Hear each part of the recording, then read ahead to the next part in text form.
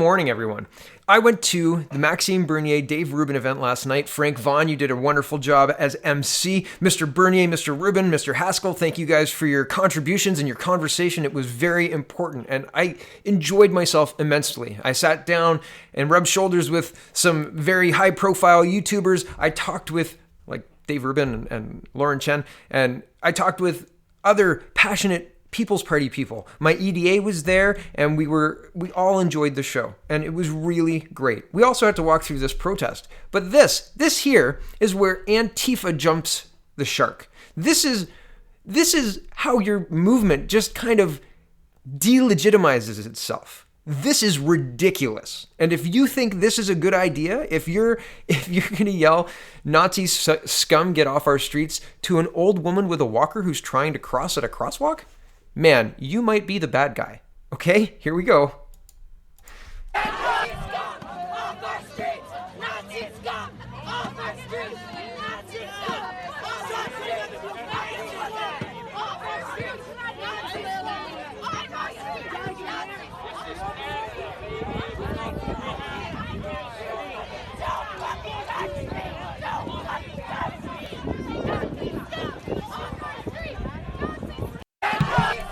So, right, isn't that insane?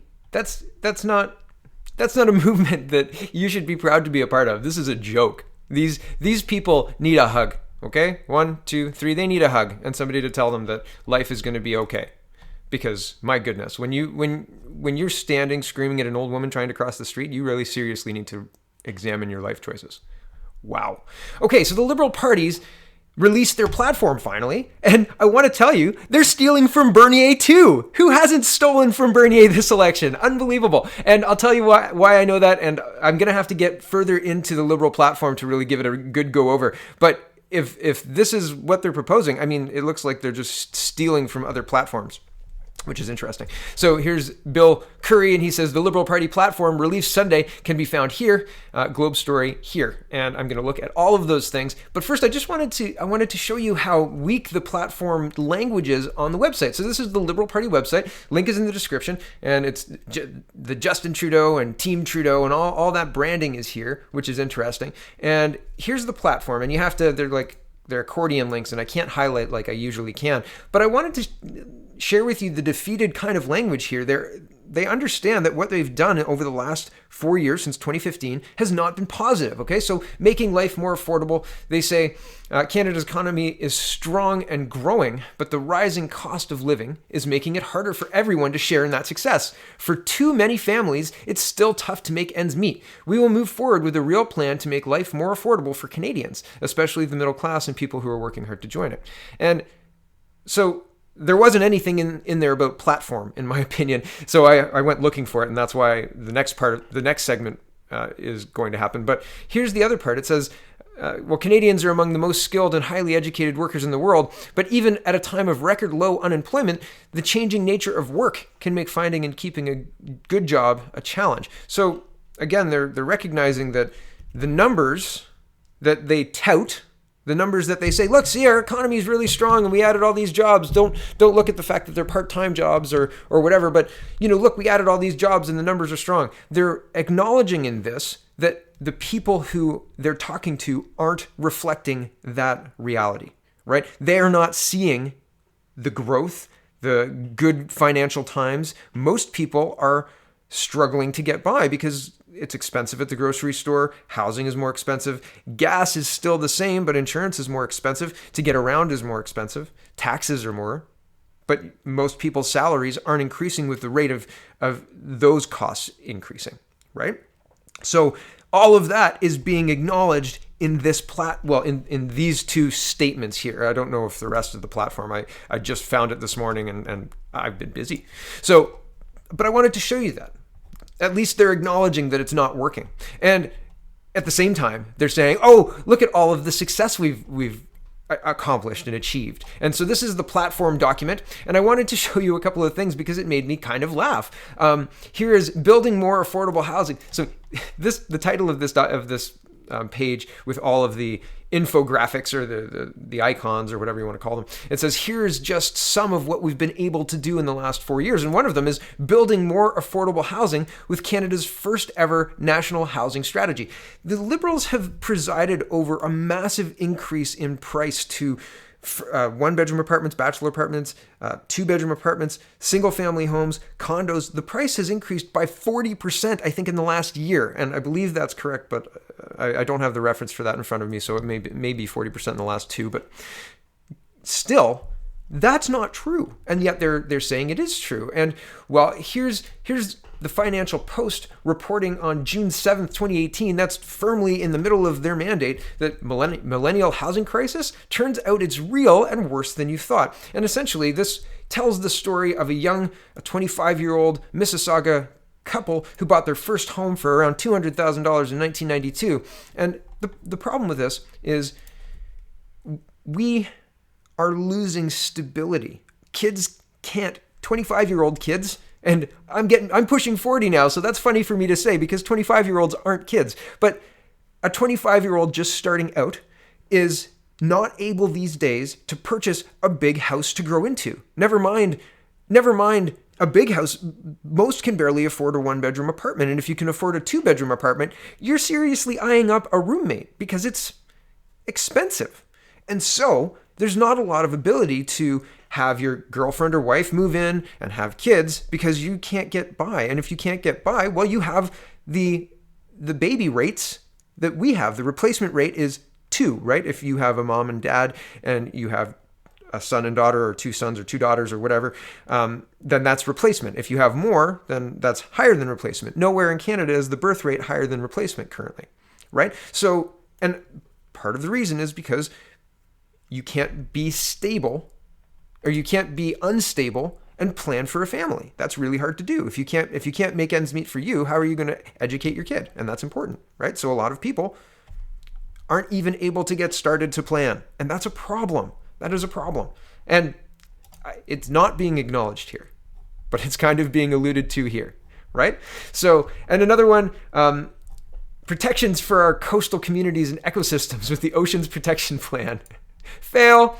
Here's a November 1st article. And when it starts to get cold and the old systems that we have to discharge sewage systems, when it all gets cold, they have to discharge it into the river without being treated, the river or the ocean without being treated. This happens in BC as well, regularly. And it's been largely the government has been largely criticized for their inaction on this. Ms. McKenna often talks about a whole litany of other environmental issues, but she doesn't talk often about discharging sewage into our waterways and oceans. And yet, here they are. They're protecting our coastal communities and ecosystems. No. Then the last little bit here, I was looking for some policy, some firm policy, and it looks like they're stealing Bernier's policy of taking the tax off the first $15,000 everyone earns for federal taxes. So here's the platform. It says, to move forward with more help for the middle class and people working hard to join it, we will make sure that people don't pay federal taxes on the first $15,000 they earn. This will save the average family nearly $600 a year. Yeah, it was a good idea when Bernier suggested it when he was running for leadership a couple of years ago, I believe. Isn't it interesting how it's stolen by other parties? And I mean, a good idea is a good idea. I'm fine with reaching across the aisle. If Mr. Trudeau's on board for that, it'll be easy to get done, right? Hurrah. But at the same time, I think that it's interesting in an election where we're supposed to be choosing the differences, right? So take the best of everyone's policy, and it doesn't matter how expensive it is, it seems is Trudeau's strategy. Here's the analysis for Global News, and I'll read a quick analysis by the Globe and Mail. Both links will be in the description. But again, it's a very expensive platform, and I haven't gone through it yet. I'm just relying on the news who have gone through it. And so, well, here we go. Global News is reporting, quote, analysis, real change for the Liberals much different in 2019 with no balanced budget in sight. When Justin Trudeau earned his job the first time around in 2015, he promised real change, and part of that was a balanced budget. The Liberals abandoned that plan during their mandate, and now Canadians have a clearer idea of just how far from that promise Trudeau is moving. His new platform has a similar name and theme, Forward, a real plan for the middle class.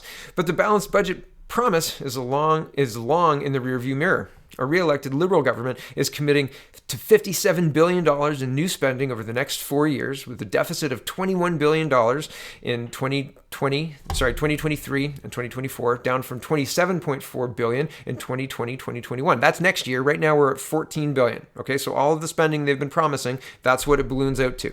So they've made about $15 billion worth of spending promises, and that's a lot of money.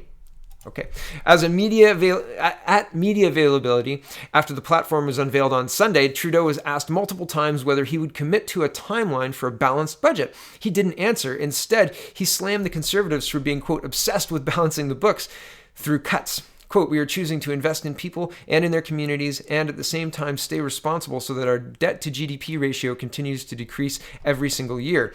We're making a different choice, and that is the choice that is at the heart of what Canadians are facing this election. And that's the hallmark of the Liberal plan when it comes to their promise of being fiscally responsible, committing to a lower debt to GDP ratio over time rather than a balanced budget.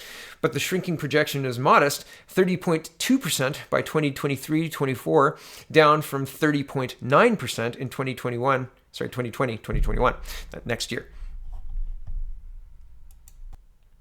The Institute of Fiscal Studies and Democracy at the University of Ottawa gave the platform costing an overall good rating, with the transparency and responsible fiscal management each receiving good assessments too. The report found overall the strategy is one of modest fiscal expansion. I'm just going to break in here. I want to talk about transparency for like 10 seconds. SNC-Lavalin having the Justice Committee close ranks and vote to not hear from Mr. Dion, Ms. Wilson-Raybould, et cetera, not opening up cabinet confidentiality so Mr. Dion could complete his investigation, pretending that that's transparency is pretending, and we see through it. It's fake. It's false. That's not transparent at all. That's closing the ranks way worse than Harper ever dreamed of. Harper actually waived cabinet confidentiality and turned over all of the documents that were requested as well. So, as far as I recall, anyway, back to the article. But my eyebrows are constantly at my hairline when I see claims of transparency in this Trudeau government. That is just ridiculous. And just SNC was the example I started with. How about we talk about blackface, right? How many times did he not mention how many times he was in blackface? How many times did he have an opportunity to come out and say, I really liked playing dress up and I was Aladdin once and yeah, I used makeup. I mean, maybe it wouldn't be popular, but getting ahead of it, right? But maybe not. I don't know. But transparent is not a word that comes to mind when I think of this Liberal government. Not even a little bit. Not a little bit. Back to this. The Institute of Fiscal Studies and Democracy. Oh, right. Transparency. Okay. Read the report here. So the report is linked. The Liberals only got a pass for realistic economic and fiscal assumptions. On economic challenges, the report notes there are fundamental economic challenges such as low productivity growth and the declining role of the manufacturing sector that the platform does not account for. The platform does not explicitly define possible fiscal challenges, nor plan to address them, reads the report. The IFSD is headed by former Parliamentary Budget Officer Kevin Page. Quote, I think it's outrageous. I mean, they're not even trying anymore, said Aaron Woodrick of Canadian Taxpayer Federation about the overall spending in the platform. Woodrick said Canadians should be very wary of future tax hikes down the roads. Actually, and this quote here, what he's saying is exactly what I was thinking when the Liberals were talking about $57 billion deficits, because they promised three small deficits, $10 billion deficits, and then back to balance, and we had $1 billion in the bank when Mr. Trudeau took over from Mr. Harper, and back to balance in 2019, and we were at a $14 billion deficit. So, right? Promises mean very little down 4 years down the road, right? Okay, back to this. Here's the quote. Last time they promised a balanced budget and instead we got big deficits forever. This time they're promising big deficits forever. So I would be worried that they're going to end up being very big deficits forever. So this is a document that doesn't seem to even pay lip service to fiscal responsibility. And important to note that among the 48 spending initiatives Trudeau is promising, which add up to $57 billion over 4 years, a few major ones don't have price tags. Pharmacare is lumped into the $6 billion healthcare commitment, which is also supposed to cover getting every Canadian a family doctor or nurse practitioner and offering better mental health supports. When it was announced, the Liberals referred to it as a down payment to begin negotiating with the provinces, not an actual costed plan. There's nothing in the costing about the low-cost national flood insurance program Trudeau promised, nor how they'll pay for relocating people out of flood zones, something the government promised to consider. Instead, the Liberals committed to $150 million for better flood mapping, something they say is necessary before they can look at next steps. Then there's the Guaranteed Paid Family Leave, a program the Liberals' own platform calls ambitious, promising parents who don't qualify for EI will receive a guaranteed income. It's not included in the costing list either. Global News asked Trudeau twice how he could commit to lowering the debt-to-GDP ratio when such big promises don't have price tags. Quote, "We will of course design these programs in a responsible way once we form government, if that's the choice Canadians make," Trudeau said before doubling down on his promise to lower that ratio. "I can assure you, we will continue to stand by that fiscal anchor that ensures that we're investing responsibly in your future." Right, and I think, didn't he say, I'm being straight with Canadians, I will balance those books in 2019? Don't you remember that? Usually I'd go get a link, but I'm very busy and I've got one more video like lined up and ready to do, so I'm not going to go get the link. But if you've got the link, share it in the comments, please. That would be helpful. Back to the article. Reacting to the Liberal platform, Sunday, Conservative candidate and finance critic during the Trudeau government, Pierre Poilievre, reaffirmed his party's commitment to balancing the budget within 5 years of being elected. 5 years is not a term that you can campaign on because governments in Canada last a maximum of 4 years. 4 years. Okay, back to this. 5 years. To balancing the budget with 5 years of being elected, NDP leader Jagmeet Singh was also asked Sunday when his party planned to balance the books, but he did not provide a target. As of Sunday, only the Liberal and Green parties have released PBO-reviewed costing of most of their platforms.